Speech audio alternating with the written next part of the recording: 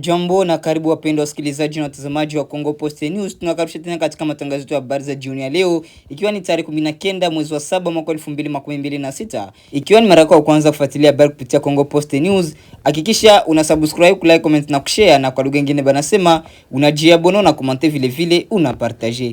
Basi tunakaribisha katika taarifa yetu ya habari za jioni ya leo, ikiwa ni tarehe 19 mwezi wa 7 mwaka 2026. Mpendwa msikilizaji na mtazamaji, acha tuseme tena asante na karibu katika taarifa yetu ya habari ya jioni, ambapo tutakujuza mengi yanayoendelea huko mashariki mwa DRC kuhusu vita kati ya waasi wa M23 na jeshi la serikali. Karibu. Tuende na habari za kisiasa kuhusu vita vinavyoendelea mashariki mwa Jamhuri ya Kidemokrasia ya Kongo. Kiongozi wa muungano wa waasi wa Alliance Fleuve Congo wa M23 wanaoshirikiana M23 Corneille Nangaa amepinga vikali vikwazo vipya vinavyowekwa dhidi yake na Baraza la Usalama la Umoja wa Mataifa, akivielezea kuwa ni vya kisiasa na visivyo tatua mzozo unaoendelea mashariki mwa Jamhuri ya Kidemokrasia ya Kongo. Nangaa, ambaye pia ni aliyekuwa mwenyekiti wa tume huru ya taifa ya uchaguzi seni, alisema kuwa vikwazo hivyo vya Umoja wa Mataifa havitabadilisha msimamo wa muungano wa M23. Alifanisha hatua hiyo na vikwazo ambavyo tayari vimewekwa na Marekani pamoja na Umoja wa Ulaya,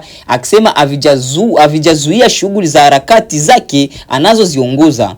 Akizungumzia hatua hiyo ya Umoja wa Mataifa, Corneille Nangaa alisema anaiona kama kile anachokiita hukumu ya kifo dhidi yake kisiasa. Hata hivyo, alisitiza kuwa muungano wa M23 utaendelea na operation zake za kijeshi, akidai kuwa wanachokifanya ni mapambano ya kulinda maslahi na mustakabali wa harakati zao. Kauli hiyo inakuja wakati hali ya usalama katika mkoa wa Kivu Kaskazini ikiendelea kuzorota. Mapigano kati ya muungano wa M23 kwa upande mmoja na jeshi la Jamhuri ya Kidemokrasia ya Kongo FARDC likisaidiwa na washirika wake kwa upande mwingine yanaendelea katika maeneo mbalimbali mashariki mwa Jamhuri ya Kidemokrasia ya Kongo. Kwa mujibu wa mashirika ya kibinadamu, mapigano hayo yamesababisha maelfu ya wananchi kukimbia makazi yao, huku wengi wakikabiliwa na uhaba wa chakula, huduma za afya na makazi salama. Hali hiyo imeendelea kuzua wasiwasi mkubwa kwa jumuiya ya kimataifa, ambayo imekuwa ikitoa wito wa kusitishwa kwa vita na kuendelezwa kwa mazungumzo ya amani. Vikwazo vya Umoja wa Mataifa vinahusisha hatua za kuzuiwa kusafiri pamoja na kufungiwa mali zinazoweza kuwa chini ya mamlaka ya nchi wanachama wa umoja huo. Lengo la hatua hizo ni kuwajibisha watu wanaotuhumiwa kuchangia kuendelea kwa mzozo na kudhoofisha amani katika eneo la mashariki mwa Jamhuri ya Kidemokrasia ya Kongo. Kwa kumalizia, licha ya shinikizo la kimataifa kupitia vikwazo, Corneille Nangaa amesema M23 haina mpango wa kusitisha mapambano yake. Wakati huo, hali ya usalama mashariki mwa Jamhuri ya Kidemokrasia ya Kongo inaendelea kuwa mbaya, huko juhudi za kidiplomasia zikimizwa ili kufikia suluhisho la kudumu na kurejesha amani kwa wananchi walioathirika na vita. Tuongelee habari za siasa kutoka nchini Jamhuri ya Kidemokrasia ya Kongo inavyohusu vita vinavyoendelea huko mashariki mwa DRC.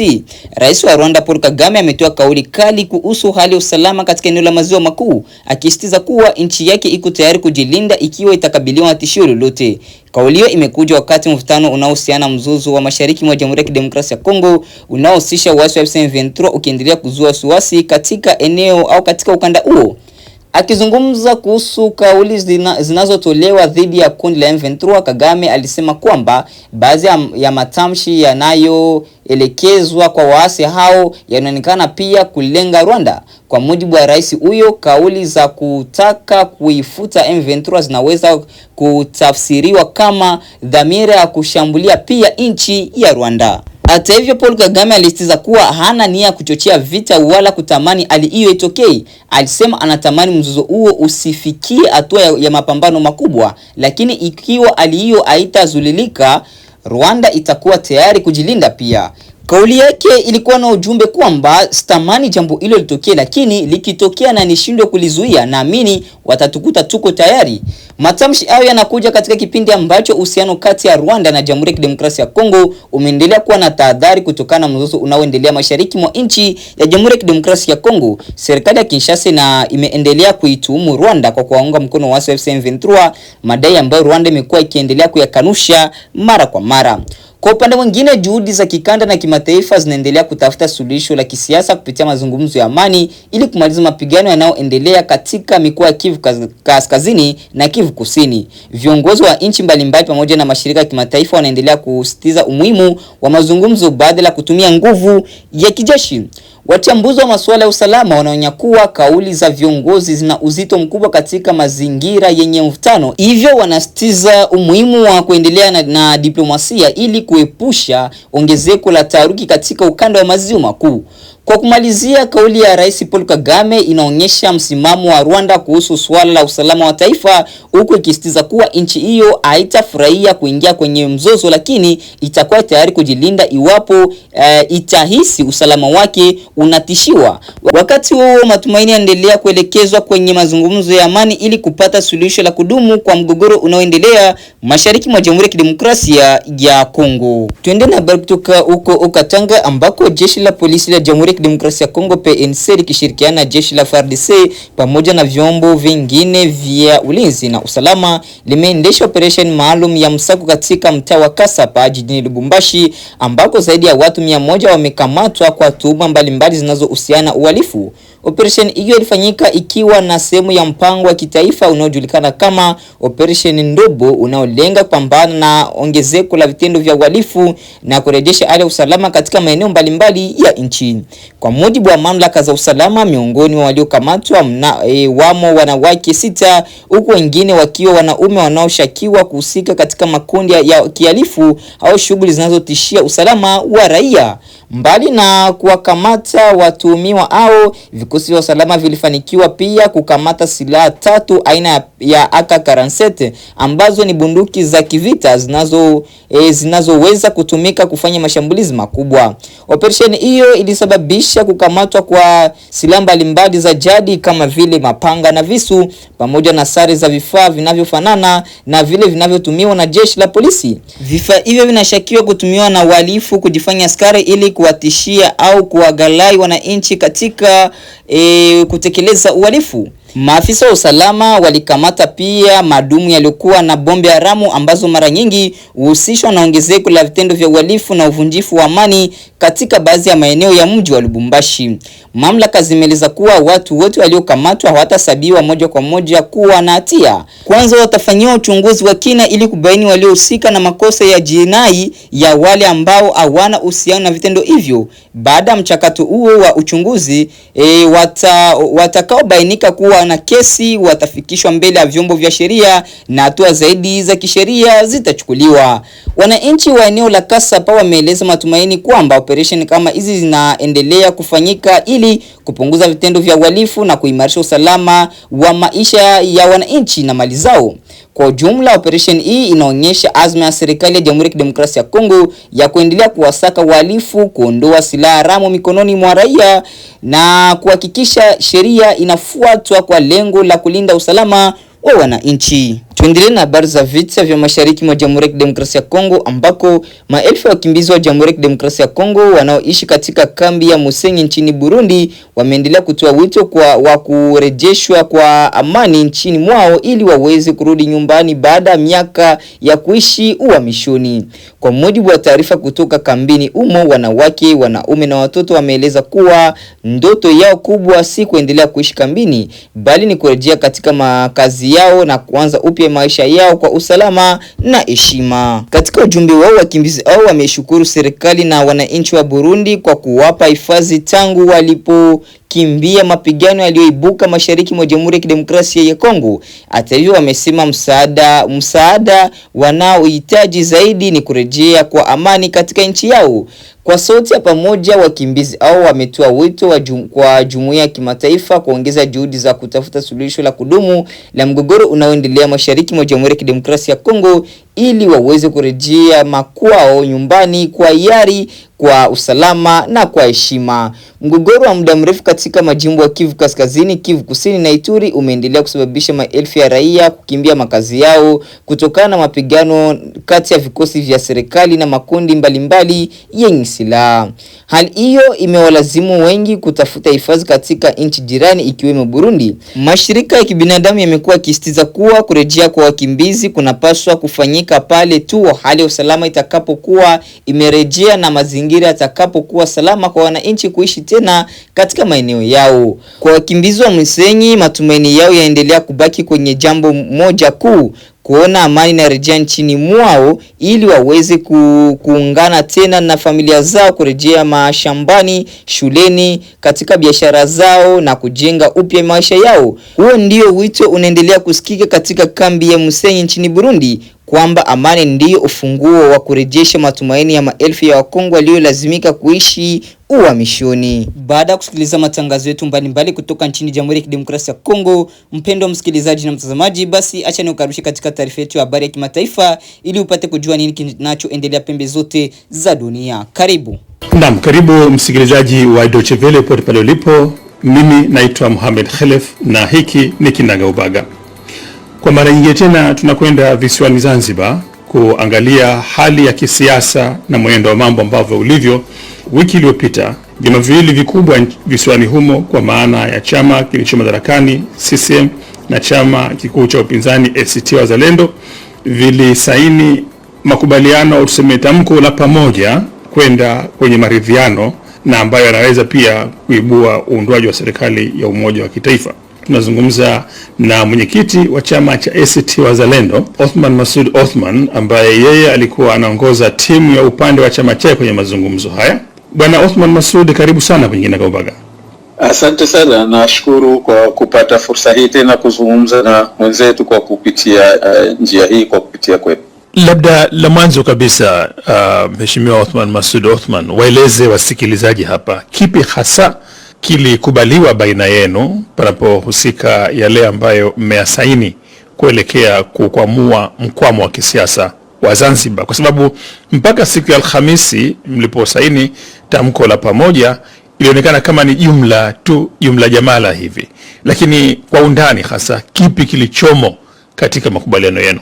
La kwanza lilikuwa ni kurejesha imani kwa wananchi, kwa sababu tuwe wa kweli, watu wengi wamepoteza imani baada ya kuona yaliyotokea 2020 na baada ya kuona hasa yaliyotokea 2025. Kwa hivyo vyama vyetu hivi vikakubaliana kwamba turudi kwa wananchi, tuwaambie kwamba tunachukua commitment mbele yao kutekeleza haya mambo, kwamba tumekubaliana kwamba tuipeleke Zanzibar katika maridhiano ya kweli, katika umoja wa kweli wa kitaifa, na kuna mambo ambayo tumeyaona tukiyatekeleza tutaweza yakatuvusha tukafika huko tunakotaka. Kwa hivyo ile tamko lililosainiwa pale na kusomwa Ikulu lilikuwa ni utekelezaji wa yale mambo ambayo tumekubaliana yachukuliwe hatua. La kwanza lilikuwa ni kurejesha imani, nyingine sio za moja kwa moja, lakini lengo la kwanza ni kurejesha imani kwa wananchi. Lakini jambo la pili ambalo ni la msingi ni kwamba mzizi wa fitna umekuwa ni uchaguzi. Kwa hivyo la kwanza ambalo litakuwa sasa ni la pili katika mambo ambayo tumeona yachukuliwe hatua ni kuangalia kwa kina kwa kutumia wataalamu yale yaliyotokea katika uchaguzi wa 2025. Waangalie yepi yalikuwa makosa na wao wanapendekeza nini ili tuwe na uchaguzi uliokuwa kweli wa huru, uliokuwa kweli wa kuaminika, uliokuwa wa wazi. Jambo la tatu ni uchaguzi wenyewe, mfumo wake, taratibu zake, taasisi zake za kuendesha uchaguzi, zote zinahitaji tuziangalie na zifanyiwe mageuzi yanayostahiki. Jambo la nne ni namna nchi inavyoendeshwa. Tumesema kwa kupitia makubaliano haya, jambo la nne kwamba ni vyema tuipitie katiba yetu na tuangalie namna ya kufanya mageuzi makubwa katika katiba, na hasa ni vyema tukawa na katiba mpya ya sasa. Naam, mengi au tuseme takriban yote ambayo umeyataja yanahusu katika utekelezaji wake kwenda katika mlango wa kisheria, na kwa maana hiyo Baraza la Wawakilishi pengine linahusika. Unapoangalia jiografia siasa ndani ya Baraza la Wawakilishi hivi sasa, na ukizingatia pia hoja yako ambayo ulitoa siku ya Alhamisi ya makundi matatu ya watu ambao wanauangalia mwafaka huu mpya, sema maridhiano haya mapya, unaona kwamba njia ni nyepesi au ngumu kiasi gani kuelekea kufanikiwa kwa haya ambayo mmeyazungumza? Mimi naiona njia ni nyepesi kama kutakuwa na dhamira ya kweli ya viongozi na tumeshakuwa na mifano ya namna hii. Mwaka 2010 tulipokuwa tunajenga serikali yenyewe ya umoja wa kitaifa, lilikuwa ni jambo kubwa sana, pengine kuliko lolote lilowahi kutokea katika nchi yetu. Kwa wengine walikuwa hawaamini, hata waliomo ndani ya serikali, kwamba hili litawezekana, lakini kwa sababu Rais Karume alikuwa na dhamira ya kweli. Sasa mimi ninachosema kwamba majibu ni yote mawili. Kama kuna dhamira ya kweli ya viongozi hasa wa Chama cha Mapinduzi, mimi sioni kitu ambacho kitakuwa ni kigumu, kwa sababu kwanza ni mambo tumekubaliana au ni mambo ambayo tumeafikiana, haya tukiyarekebisha tutaweza kutusaidia, na la pili ni kwamba ni mambo ambayo tumeshaanza huko nyuma na la tatu, haya ni mambo ya faida kwana. Lakini ukweli, uwezekano wa kuwa mgumu kwa sababu ya kuwepo watu na wataendelea kuwepo watu ambao haya hawataki, lakini hawa ni kwa sababu zao binafsi. Kwa hivyo kama hakuna dhamira ya kweli au dhamira ya kweli ikitetereka kwa upande wa viongozi wa Chama cha Mapinduzi, hakuna kitakachowezekana. Ni kweli, nakubaliana nawe katika hilo. Naam, kwa nini unadhani kwamba swala dhamira limekuwa ni la msingi zaidi katika ufanikishaji wa mambo kulikoni kuwa na mfumo wa kawaida katika nchi? Sio kwamba umesema mahakama zipo, polisi wapo, sheria zipo na kadha, lakini zote hizi zimetandwa na hicho kitu ambacho unasema ni dhamira njema. Kwa nini imekuwa dhamira njema ndio msingi zaidi kulikoni mfumo ambao ulishakuwa tangu mwanzo? Kwanza tokea imeundwa serikali ya umoja wa kitaifa, lilikuwepo hili kundi la watu ambao hawayataki, na sio tu kwamba hawayataki, wamechukua hatua za kupambana nao mfumo.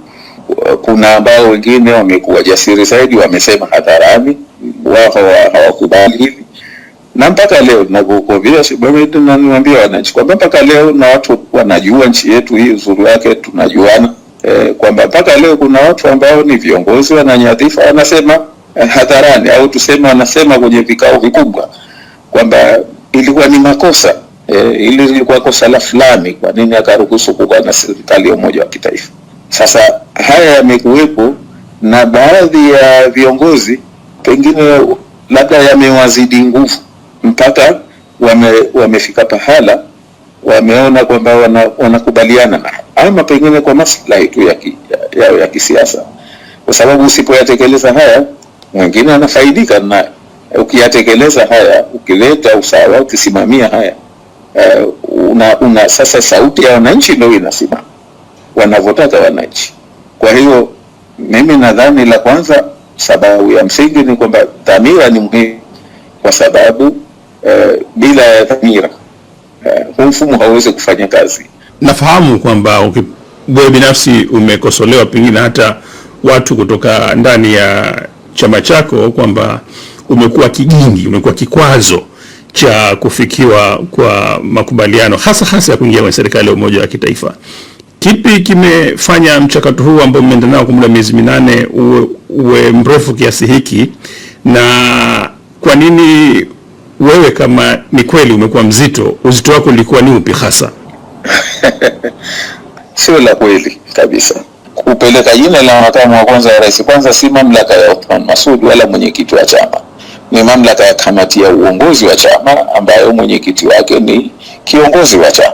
Kwa hivyo kwanza atoke hapo, huyo Othman yuko pembeni, hana mamlaka haya. Naam, asante sana Mheshimiwa Othman Masoud Othman, mwenyekiti wa chama cha ACT Wazalendo nchini Tanzania, na pia bila shaka kiongozi wa timu ya mazungumzo baina ya chama chako na Chama cha Mapinduzi upande wa Zanzibar katika kuelekea maridhiano wa Zanzibar, na kushukuru kuungana nasi hapo kwenye Kinagobaga hapa Deutsche Welle. Na mimi nakushukuru sana, asante sana kupata fursa hii. Naam, asante pia msikilizaji. Naitwa Mohamed Khelef, na kwaheri hadi mara nyingine. Na ni hapo ndipo tunapohitimisha matangazo yetu ya habari ya jioni ya leo, ikiwa ni tarehe 19 mwezi wa 7 mwaka 2026. Wapendwa wasikilizaji na watazamaji, kama itakuwa ni mara yako ya kwanza kufuatilia habari kupitia Congo Post News, hakikisha una subscribe, like, comment na kushare, na kwa lugha nyingine banasema na jiabone na comment, vile vile una partage, wala unaweza kutuandikia kwenye namba ambayo unaendelea kuiona kwenye screen yako au kwenye video, na ukatweet ukatujuza unaendelea kutufuatilia ukiwa sehemu gani, na hapo unaweza kutupatia maoni yako, aiza mapendekezo yako baada ya kusikiliza taarifa zetu za habari kutoka mashariki mwa DRC, vile vile na pembe zote za dunia. Asante, chao, tukutane katika taarifa yetu ya habari asubuhi na saa 11 asubuhi na dakika 45. Chao.